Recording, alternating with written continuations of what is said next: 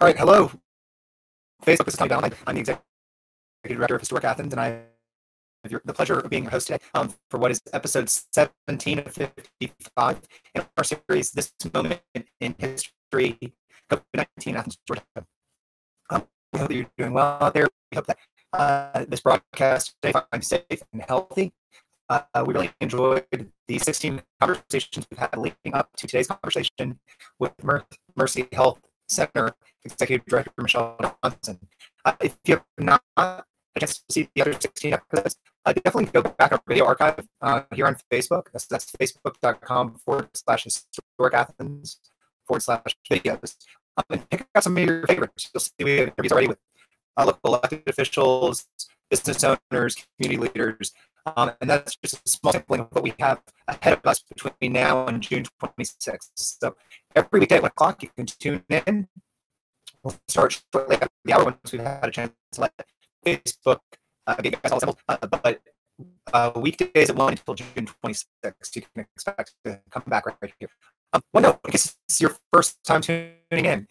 So this broadcast really is for two audiences. One is the audience today, you in 2020 that is watching this. But there's another audience, which is at the end of this 55 episodes series, we are going to compile this digital archive, and we're going to offer it to the libraries and research institutions. That means that one of the other audiences we're talking to are future researchers, future generations, folks that might not be doing this until 50, 60, maybe 100 years from now.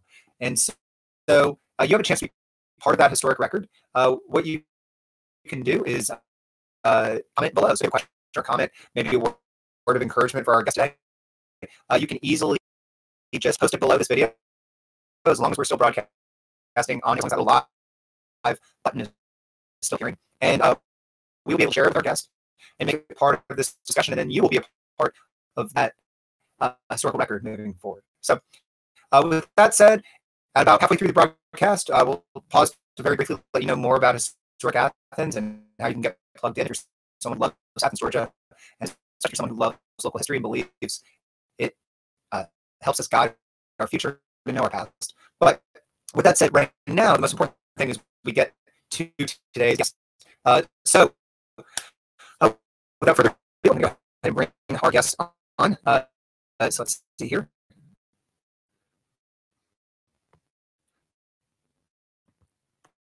All right.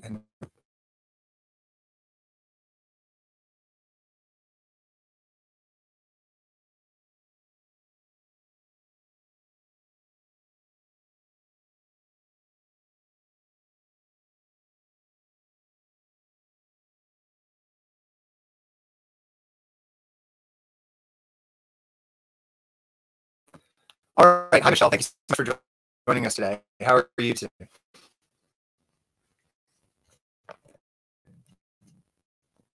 Oh, I'm so sorry, Michele. One second.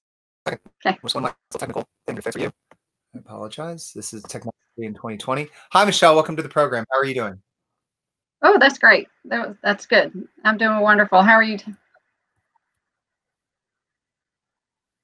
it still breaking up on your end? Well. It does seem like this afternoon it seems like we're having a little bit of connection issues, but that's okay. We'll get that resolved. Typically, what I've noticed is a few minutes into the broadcast, the connection gods just kind of set us all up. So let's just forge ahead. So, Michele, we want to thank you for taking time out of your busy calendar to come on the broadcast today and talk to us a little bit about this historic moment in Athens, Georgia. For starters, I just want to go ahead and ask if you would mind introducing yourself to the audience and just telling us a little bit about what you do. So my name is Michele Johnson. I'm the Executive Director for Mercy Health Center here in Athens. We provide quality health care to the underserved here in Athens. We provide all sorts of care, so medical, specialty, dental, pharmacy, behavioral health, health education, you name it. We do it under one spot, and it's a great place for those who don't have insurance and are 150% below the poverty level. They come to us, and we take incredible care, and it's a great place because it's one-stop shop. They only have to come to one place. We have incredible providers that come and help us take care of our patients. 75 specialty providers, if you can believe that, and 50 primary care. Lots of collaborations within the community that help us take care of our people. It's just an incredible place, and we do it all through amazing staff that is working here this week and volunteers who we are desperately missing. So typically we have about 700 volunteers, and ever since all this hit, we are not able to bring them into our building. Working with the nonprofits here in town, we're trying to decide when's a good time for that to happen because we desperately need them. We're still doing a great job with our patients, and they are so resilient, but we are desperate to have them back. Absolutely. Just a quick note, Michele, before we delve a little further into what you're sharing. I see a couple comments in the comment section just that there's some difficulty out there with audio. We apologize if there's any kind of shortcomings in today's presentation. Ultimately, we're going to be at the whim of Facebook as well as the various internet connections that are connecting us to you. So please just try to have as much patience as possible. Unfortunately, we have very little control over the audio quality that you're receiving, but I have confidence if you'll stick with us, it'll pick up a little bit as the broadcast goes on. So with that said, Michele, let's go back to what you were sharing. So you, in a very short period of time just now, described an impossible number of things that you do. So could you break it down to me almost in food groups? I mean, what are the components that make up Mercy Health Clinic or Health Center, and how do they each work? Okay, so we've been at this for about 19 years now, so we've had a lot of time to really perfect it. And I joined 2 years ago, or it'll be 2 years in October, and it is an incredible, amazing group of people. We have, so what happens, we have an open phone line where patients call and initially get invited into our organization. They meet with our intake coordinator. They're asked a series of questions. We are covered by the Georgia Healthcare Good Samaritan law. So when the providers come in and take care of our patients, the state of Georgia, since we're providing free care, they're covered by liability. So we have certain guidelines of which we are held accountable for. And through intake, the patients then are made the first medical visit. A typical patient has 3 to 5 visits the first year, and that is just to get them really established in with us, find out what their baselines are. So unfortunately, when you come in, I need a new hip. Well, what else is going on? Why is the pain there? Where are you, as far as medically, or could you actually have surgery because your blood pressure is too high? Let's get that under control as well. So we have medical visits that begin first. Each patient that comes through gets a behavioral assessment. So we're looking for signs of depression, things that we can help with as well, because we have an incredibly gifted behavioral health group with us here, collaborating with the University of Georgia Psychology Department. We're extremely gifted in that area. It's really wonderful.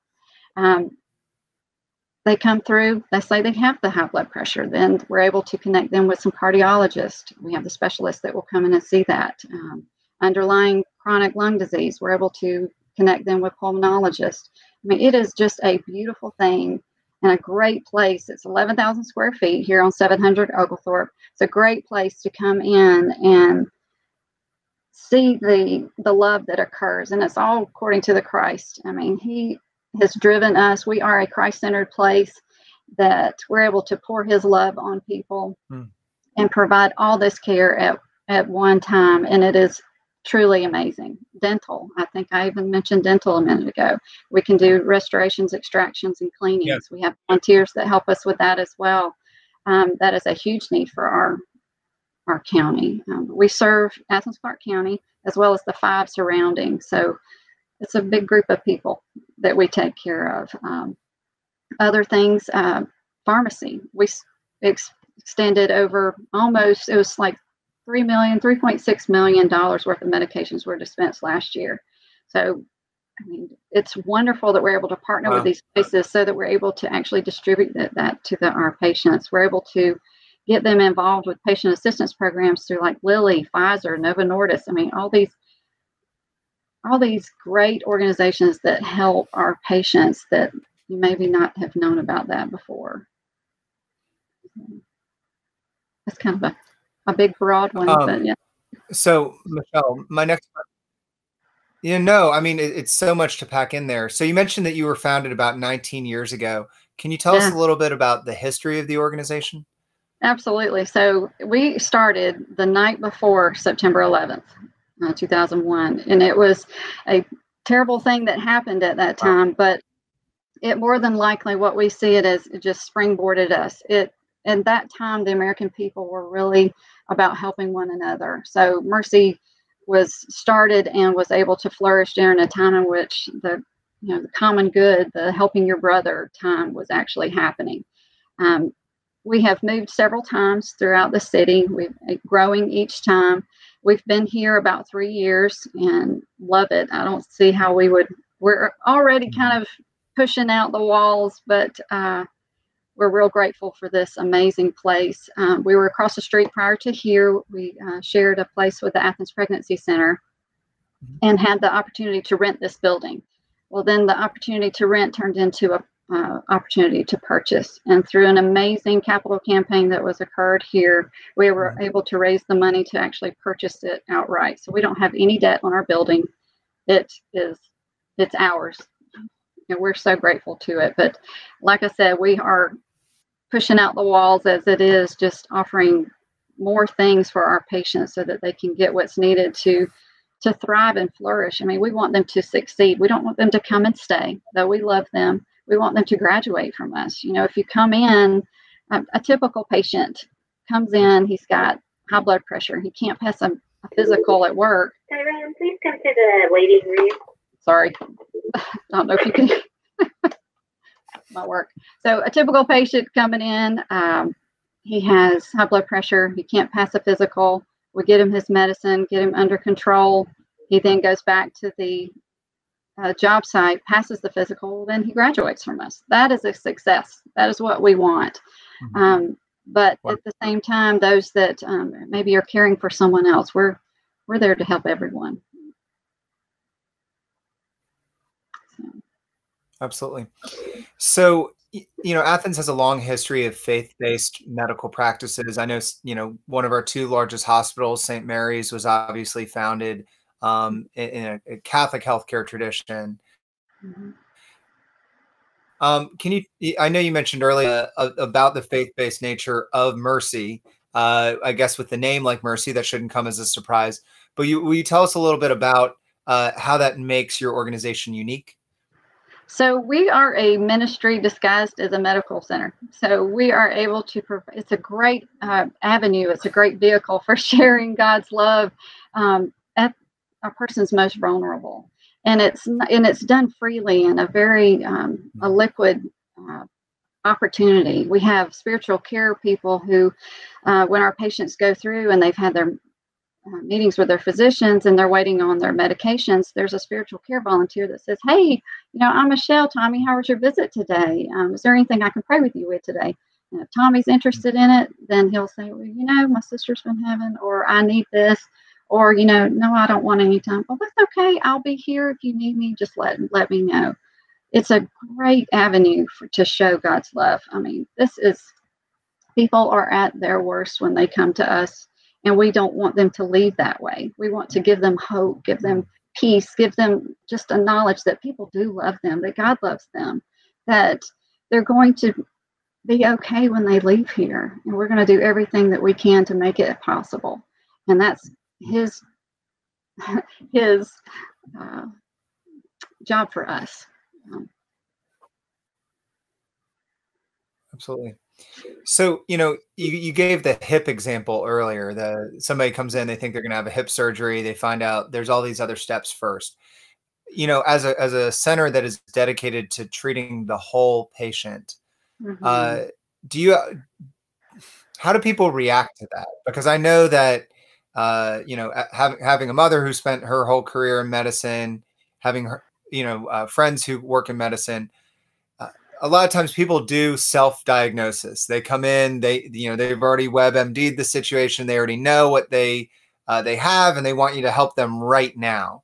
So how do patients respond to that? That this idea of, well, wait, we need to kind of look under the hood and take a look at the whole situation before we proceed on this one avenue. Well, to be honest, they're extremely grateful. It's called integrated care. It's something I wish would really take off. It's the kind of care that I would love to have, because it's, as I've said, it's all in one spot. So it's a one-stop shop, but we have essentially 22 care coordinators, because we're all involved in our patients' lives. But each time that they go through, we're looking for, well, where's the connection there? It's almost like putting the wagons all around this fire, and you're going to tend to it. We take care of our patients, and to have all the aspects of what's needed to truly succeed in life. I mean, you can still have high blood pressure, but without the medication, you can't treat it. So we have pharmacology. Well, perhaps there's stress involved there. There's stress at home that they're not sharing. Behavioral health steps in and asks the delicate questions, but also some of the probing ones that help them break through the necessary stress that helps them succeed, so that they can do better in their own lives, is what we want for them. But we want to provide it naturally, so that it doesn't become so, well, you need to do this now you need to do this. It's, hey, let me help coach you into this. Let me provide for you ways in which you have someone who's supporting you and kind of gently showing you what should happen next. But at the same time, it's not the finger pointing. It's not the why didn't you? It's how can we help you succeed? How can we get you there? Absolutely. So I have 2 or 3 more questions of my own, but I'm seeing some other questions pop in through the comments. And so one thing I should have mentioned at the top of the hour was that each week of this broadcast is brought to you by a different local sponsor. So all 11 weeks. This week is brought to you by Jarrett Martin. You can find him on Facebook under Jarrett Mann. That's MANN Martin, Athens' second favorite realtor. Jarrett's a really great supporter of local nonprofits. Speaking of supporters of local nonprofits, the individual who I know is a friend of both of our organizations, who also sponsored the second week of our broadcast, Dan Delamater, just jumped in with some questions here. So I'm going to go ahead and bring up Dan's comment. One moment. So Dan said, Michele, can you emphasize, if you haven't already, how Mercy is funded, donors, state funds, federal funds? How does funding operate for Mercy? Absolutely. So we are not funded by the federal government or by the state government. We are 100% funded by grants that we work very hard for. We have an incredible grant writing group. We have churches that sponsor us, individuals, corporate businesses, but no state or federal government funds come through here at all. We also have, and unfortunately we had to cancel our golf tournament this year. It was a very unfortunate, due to the COVID-19 pandemic, we had to cancel our golf tournament, but we do have several events that we do throughout the year, and our golf tournament would have been our first one this year. Should have happened last Friday. I think that. Wow. Yeah. A second follow-up from Dan, which is just he wanted to say that I believe Mercy is quite literally a representation of the generosity of the Athens and Northeast Georgia community. That's coming a lot from someone as generous as you, Dan, but I know that you're not alone in feeling that way. Michele, I want to bridge from Dan's comment here. So I'm going to throw that back up on screen. So talking about the generosity of Athens, you mentioned earlier in the program how many volunteers you typically have working with Mercy. And I'm sure I wouldn't be surprised, especially given some of the audio issues our audience has endured, they might have thought you misspoke. Can you go back over the number of volunteers that generously give their time to Mercy? So we have over 700 volunteers that come through here. About 500 of those are actually students who are at the University of Georgia. Students who are preparing to go to med school, Wow. PA school, nursing school, generally have to have medical type practice volunteer hours. So we provide them with an incredible place in which to earn those hours. And they, being potential medical school students, they come with I call them bright and shiny, because they come with this incredible gift of knowledge about what they're wanting to study, but also just a drive and a love of people, and being able to provide them with a humble piece that gets them to show the true, to see rather, the true human spirit of a person. It's truly amazing to watch. We have been gifted with amazing volunteers that have come in and out of here, and some that have actually gone on to medical school, graduated, and are actually helping us here now. Wow. So we call them the elite alumni. They're amazing. Wow. And it's a great opportunity for the students, but also for us, because they come, like I said, with energy and love, and I miss them terribly. We all are missing them terribly. Yeah. So I want to go back to that missing them here in a moment. One last comment that I just saw popped up on screen, and if you're out there and you want to keep contributing comments or feedback, please feel free to do so. But Tracy Bazemore Thompson just said, will you have your Mercy music series this year? So what's your crystal ball say on that, Michele? I say yes, because we had such a great time with that last year. Incredible audience, incredible singing. It was so much fun. It was at the medical school quad right there in front, just down the road from us, actually. And we are still planning to have it, God willing and government willing. It is an outdoor concert. It will be in October. We're so excited about it. Actually, I think it's the same weekend that the University of Georgia is planning their graduation. So they'll graduate on Friday, and they can stay for a great concert on Saturday, October 17th. So we are really excited about the people that are coming, and just would love to invite you to come. It's a great time to just fellowship with people that you know. You can purchase a table and have an incredible meal together, at the same time having amazing entertainment in a beautiful setting for an amazing cause.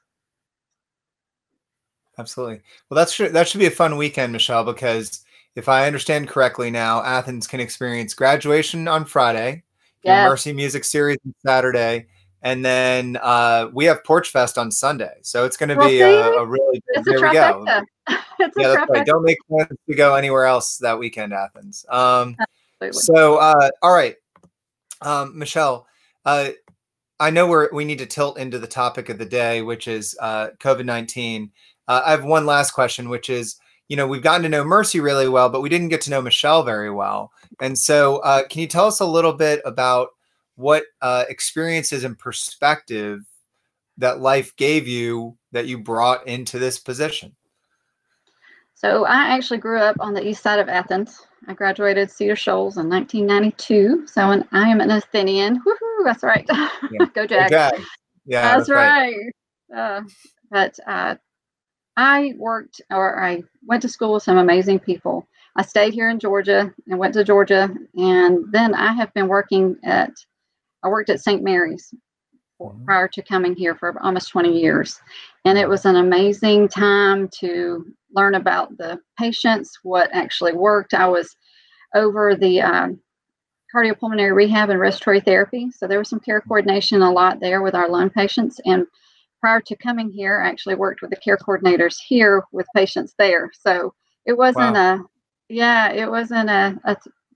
very large throw to get here, but truly a calling from God, because I wasn't looking, but it just happened to be there. And through a lot of prayer, soul searching, looking for a place where I could work and show my love of Christ to people, but at the same time, provide any medical knowledge or organizational input that I could to a place that was already beautifully run. It was wonderful. Well, and clearly, just like Mercy, we've seen has fans. You do too. So I just saw Julie. We love Julie. I Julie love just popped in to Julie. say, who in Athens doesn't love Julie? Julie's the best. This now just turned into a commercial for Julie. Julie said, "Thank you for all you do, Michele, making the best lead class ever proud." That's a controversial thing, meaning like there's lots of lead classes and they take it about as serious as high school rivalries in this town or collegiate rivalries. So, yes, Michele and I were actually just talking about how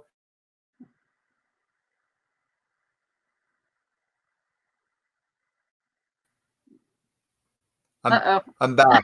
Did you feel like, yeah, like the bottom dropped out for a second there? No, we had a chance to meet in my prior position when the lead class came through there. Julie, thank you for sharing that perspective. So I want to turn us to the moment that we're currently living in so that we don't have any interruptions. I'm going to go ahead and quickly thank our sponsors now so that we can have an uninterrupted discussion about COVID-19. And so very briefly, I just want to say this. As I mentioned, each week of this broadcast is brought to you by a different weekly sponsor. I know we've had Gary and Joan Birch were our first week. Dan and Corey Delamater were our second week. The office of Mayor Kelly Gertz was our third week. Today and the rest of this week is brought to you by Jarrett Martin, Realtor. But the people you see on screen, these are folks that contribute to us for our annual mission. And so we really want to thank them for being annual Historic Athens sponsors. If you wish to be a sponsor, if you're out there and you'd like to support our organization and public programming like this, please visit historicathens.com. We also depend on individual members. Fortunately for us, over 300 people in Athens give at least $5 a month to become a member. And, you know, as an organization, just like we were talking about a moment ago with Michele, organizations like ours in the Athens area depend on the generosity of people in the Athens area. And so if you believe that history is important, if you want to preserve our history, our stories, you know, our historic sites, and also just make sure that future generations have history to appreciate, we hope that you'll support us by visiting historicathens.com, becoming a member, becoming a sponsor, or doing what you can to get plugged in. So we really appreciate all the people you see on the screen. We want to say thank you to them. And now we are going to get back to our program. All right. So Michele, I will say that I was tempted to, but did not while that screen was up in my closet a foot away. I have my old Cedar Shoals Letterman jacket. I almost came back with it, but always good to see other Jaguars out there leading the way. Absolutely. That's great. So all right. So let's talk about this because you've laid so much rich territory for us to explore now when we're talking about this historic moment. Especially, I'm so glad you shared what your specialty was, dealing with issues of cardiovascular issues, dealing with lung issues. Those are very important issues right now. And so let's start chronologically. Let's say this. So at what point, because this has been different for each person we've interviewed, at what point did this become real to you? At what point did it start emerging onto your periphery, and at what point did it start affecting your work? March 13th. It's very vivid. It was a Friday of all things, but we had our March board meeting and everything had been kind of leading up to this.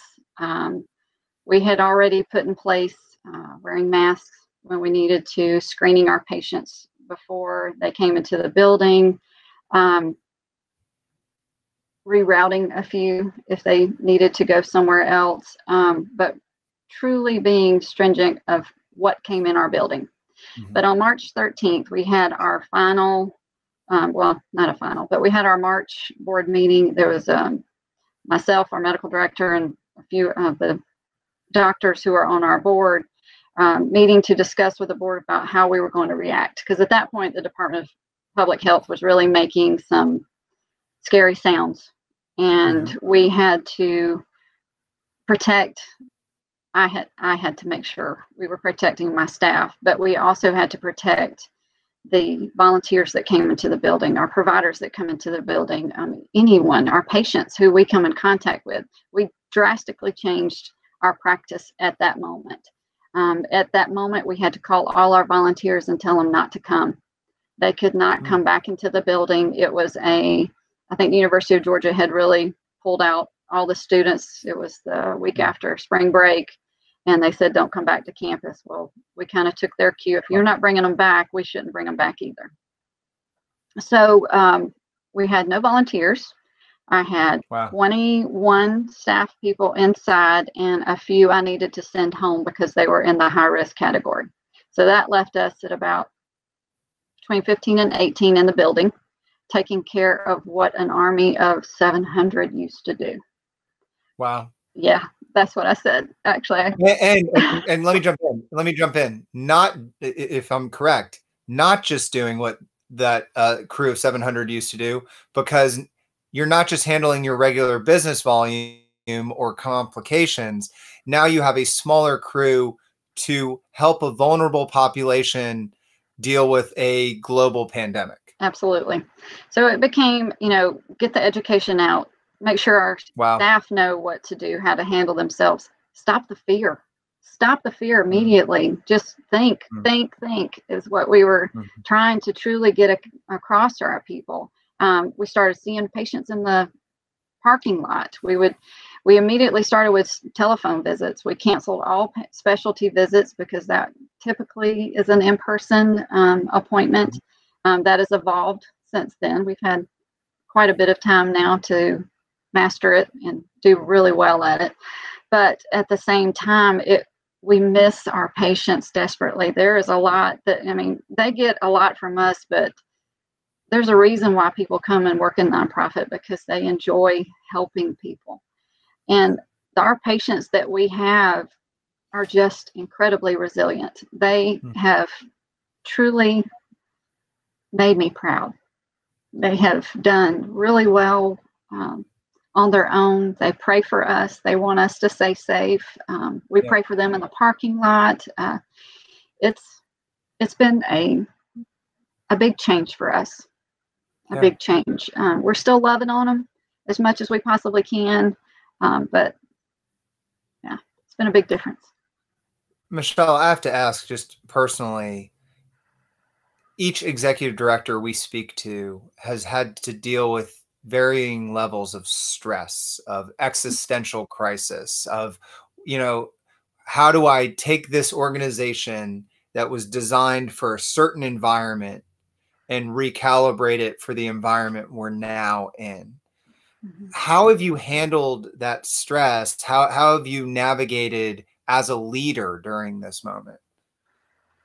So the first couple of weeks we had daily huddles. Well, we have daily huddles anyway, but we would have end of the day, what I would call after action. When I was at the hospital, I was part of the emergency preparedness team. So we always had after action huddles. What went well, what do we want to keep doing, what totally was awful and we need to throw it out and do it again, and what can we do better. So we had those for the first week and a half, and it became I was trying to give them a chance to tell me what you're scared of, tell me what's making you afraid, or how do you think this is going, this is why we're doing things, trying my best to give them the opportunity to articulate their feelings. Christy Gilliland, she's our director of our behavioral health, whole person care. She is incredibly gifted in talking with people too. She's a licensed social worker. So, I lean on her a lot. I lean on all of them now. But during those first little bit, it was, okay, how do I make sure that they're able to get it out? Because if you keep it inside, it just perpetuates more. But my team is amazing. They are incredibly strong. They're stronger than they think they are. They're bright. They have really just done what needed to be done without a thought.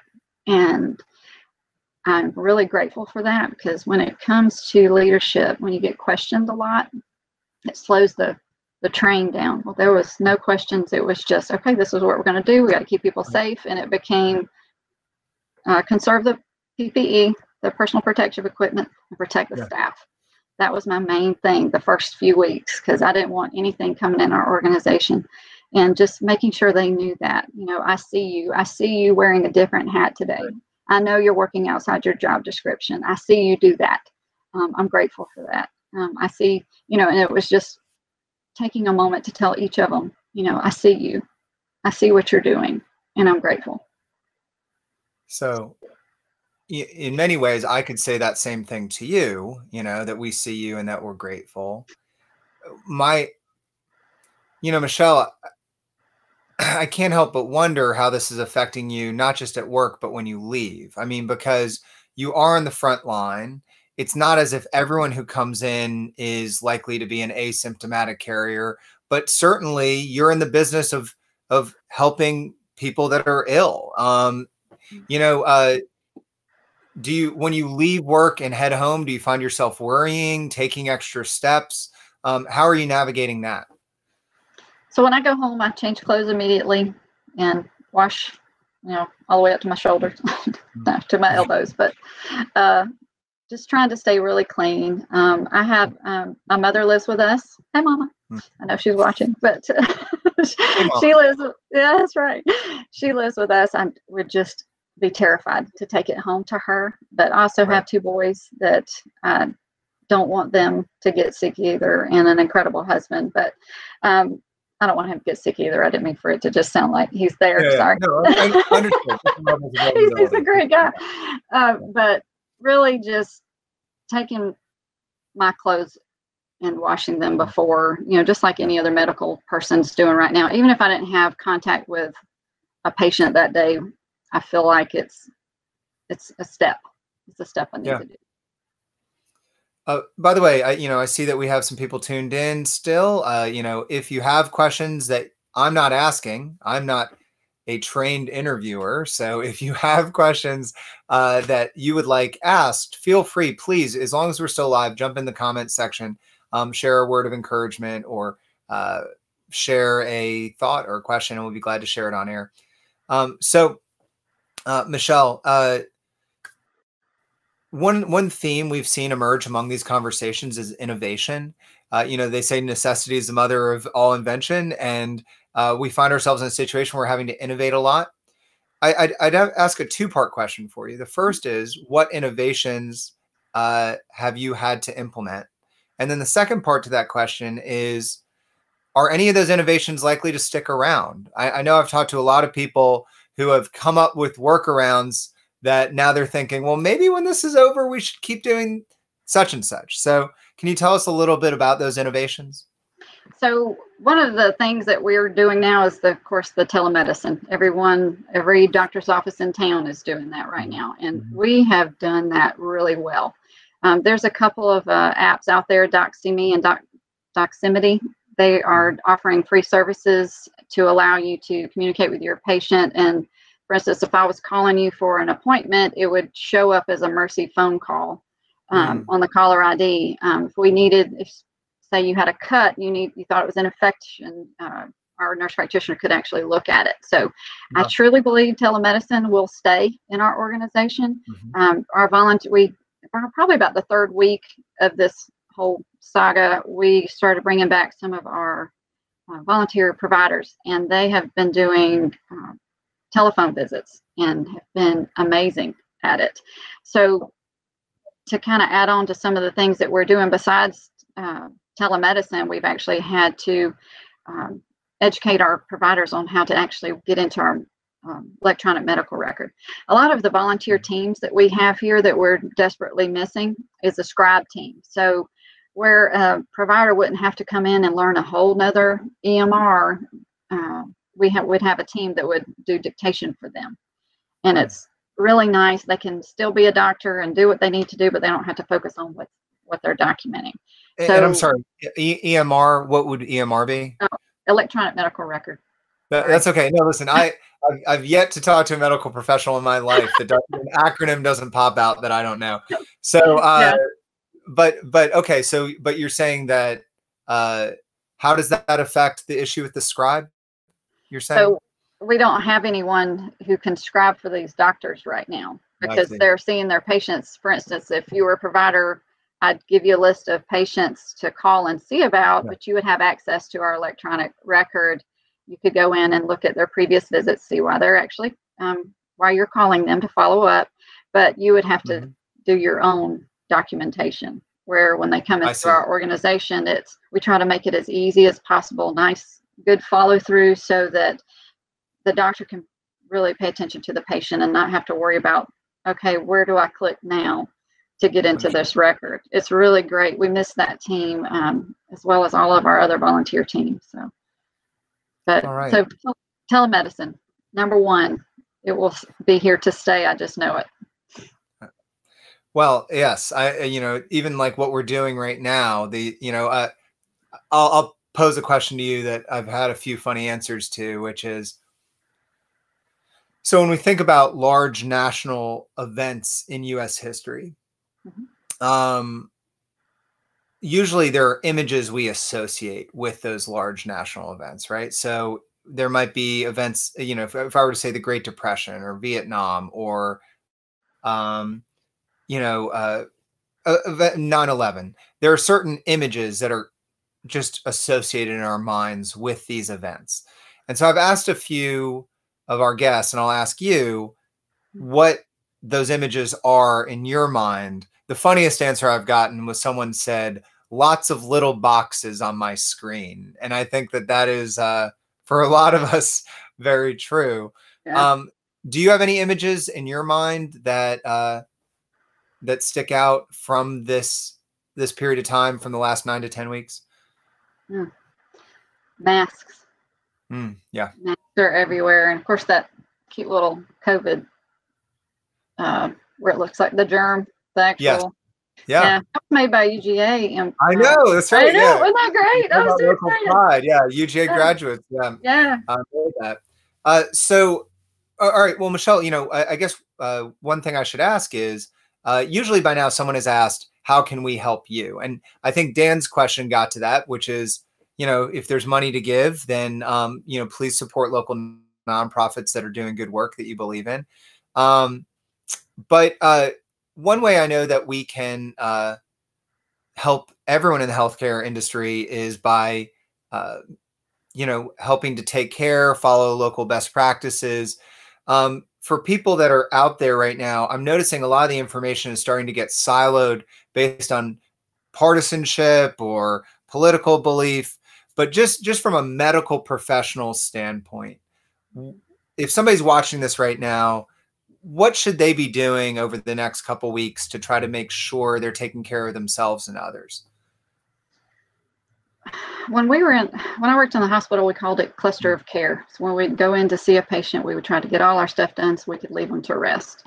So if I could think of one thing that a person, a normal lay person out there, cluster your appointments. If you've got somewhere to go, do it all at one point and go home and don't leave again. Wear a mask. It's not for you.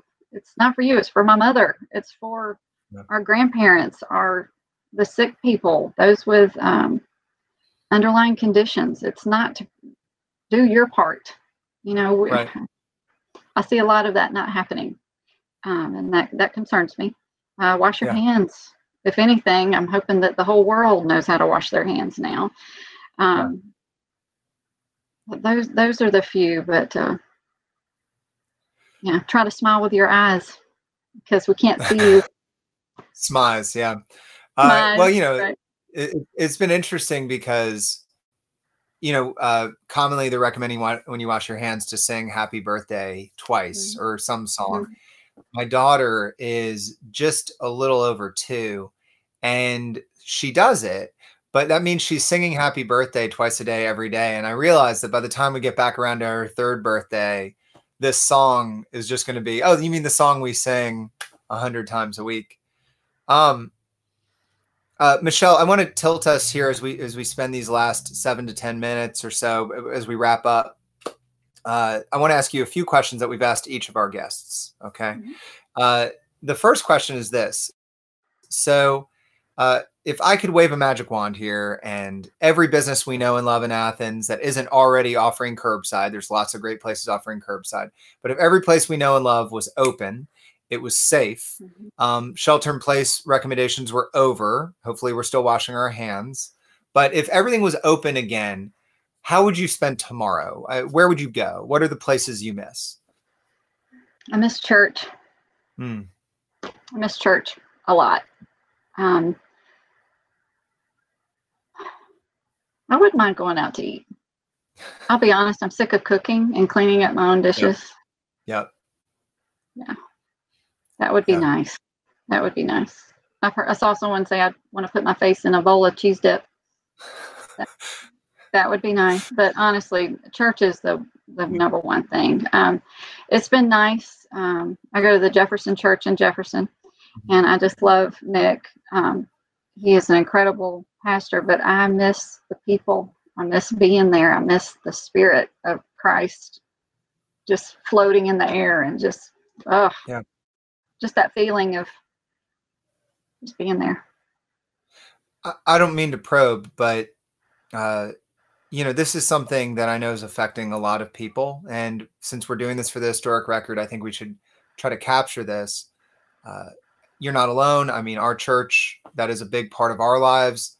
They're doing as best a job as they possibly could to make a virtual service for us. But, there's no passing of the peace. You're not the little things that you miss, even little things like our daughter loves being in the nursery with the other kids their age and the people she knows. And so, faith is so important to what you do. It's part of what you do every day. Can you tell us a little bit about what it's like to have that part of your life switch off or switch virtually, losing the church as part of your weekly tradition? Well, the church is inside me, so I really haven't lost it. I have it every day. He walks with me and talks with me, as the hymn goes. Yeah. So, to be honest, I feel Christ around me all the time, especially here at Mercy. We pray every morning. We start our day with prayer. We have the opportunity to pray with our patients. So every day is a lesson, but it's a gift according to him. So as much as I really would look forward to going back to church, Christ has never left me. I feel that very strongly. Absolutely. Just queso. Queso has left you, but queso is gone. Queso is gone. Well, I agree. A church Sunday followed by a nice big brunch sounds perfect at this point. My last two questions for you. So for I guess the second to last is, part of what Historic Athens does. We do many things. We run the Athens Welcome Center. We operate Hands on Athens, which is our low to moderate income home repair division, which runs into some of the same volunteer challenges right now that you're describing in vulnerable populations. And in addition to programming like this, we also do historic preservation. And so as we've been doing these interviews, I've been wondering, for the generation watching this 50, 60 years from now, which of my favorite historic places in Athens will still be there for them to visit? A lot of times after a recession, previously safe historic places can become endangered because people are just in a rush to build something or do something because we've been like a coiled spring locked inside. So can you tell us some of your favorite historic places in the Athens area, places you love to go that you hope future generations get to enjoy? My dad was a avid UGA football fan. So Stegman Coliseum, not Stegman Coliseum, the stadium. Yeah. I really would hope it's going to be there. It has changed a lot since, you and I were in high school. Right. And I really hope that it's going to be there. We still have his tickets, but it's not the same. We lost him about 15 years ago. So just looking at it brings back a ton of memories, amazing memories of a man who really loved the Georgia Bulldogs. Absolutely. So Sanford Stadium. Sanford Stadium. Did you go to UGA by any chance? I did. I actually That's right. Go Dogs. I actually lifeguarded at Stegman Pool. That's how old I am. Yeah. It's pretty Well, I bad. was just going to say that anyone in Athens who does the, Cedar and Central graduates out there, NUJ graduates, it's always surreal that we get to do all our graduations all at Stegman, Yeah. So, yeah. Okay. My last question for you is this. If someone is tuning into this 100 years from now, what would you want them to know about Athens in this moment in history? That Athens had an incredible mayor at the time who shut down this city and did the right thing. I truly believe it was the best decision ever to help limit the amount of cases that we had here. He saw it coming and made some really hard, fast decisions that truly protected this environment. The spirit of the human being I see it every day in our patients. They did what they were supposed to do. They stayed home. We've had, I think, maybe 3 come out positive in our organization, and the rest are just, I'm staying home. I'm not doing anything. I'm doing what I'm supposed to do. And it's through lots of education, but it was just seeing it on their face. There's fear there, but they're doing what they're supposed to do. Mm-hmm. The amount of people that have called here wanting to help feed the staff because they know we're short 700 people. Yeah. They're wanting to help us, feed us, love on us, because we're 90 to nothing every day. And the human spirit. Absolutely. Michele, if someone wants to help you or bring food to you or support you, how do they connect to your organization?